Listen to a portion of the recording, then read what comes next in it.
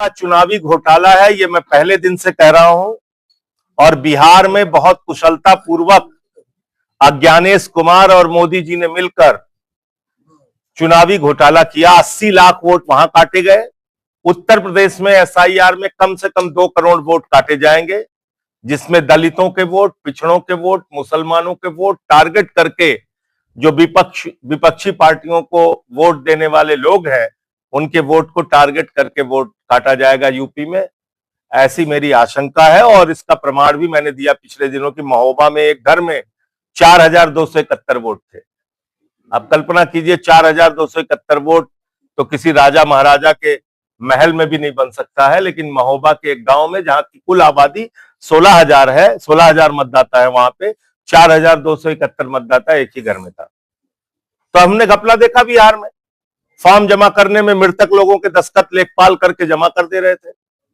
हमने देखा किस तरह से वहां 5 लाख डुप्लीकेट वोट बना है। 1 लाख वोट ऐसे हैं जिनका नाम का अता पता नहीं है।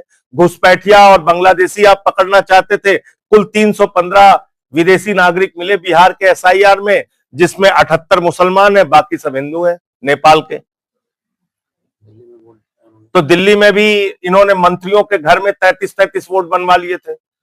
दिल्ली के अंदर लोकसभा के चुनाव में 3 वोट थे उसी मंत्री के घर में, और विधानसभा के चुनाव में 6 महीने बाद 33 वोट थे। आरोप लगाते हैं मुसलमान बच्चे ज्यादा पैदा कर रहे हैं। ये तो 6-6 महीने में 18-18 साल के बच्चे पैदा कर दे रहे हैं वोट देने वाले, 30-30 बच्चे पैदा कर दे रहे हैं। तो ये घोटाला घपला है जो अज्ञानेश कुमार और मोदी मिलके पूरे देश में संपन्न करना चाहते हैं, और उत्तर प्रदेश भी उसमें शामिल हो गया है। ये बहुत बड़ा दुर्भाग्य है। सबको सचेत रहना पड़ेगा अपने संवैधानिक अधिकार को बचाने के लिए और मतदान के अधिकार को बचाने के लिए।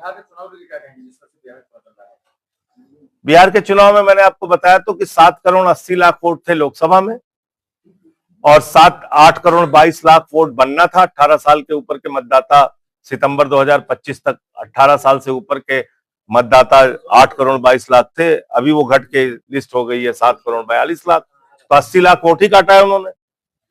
क्या चुनाव होगा देखिएगा परिणाम आप। मैंने पहले शुरुआत ही इसी बात से की।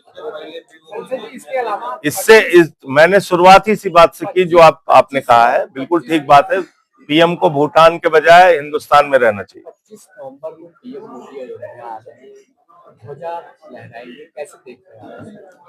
देखिए वो सब कुछ करें, लेकिन जब वो भारत माता की जय लगाएं तो देश को ये बताएं कि भारत माता की संपत्तियां क्यों बेच रहे हैं।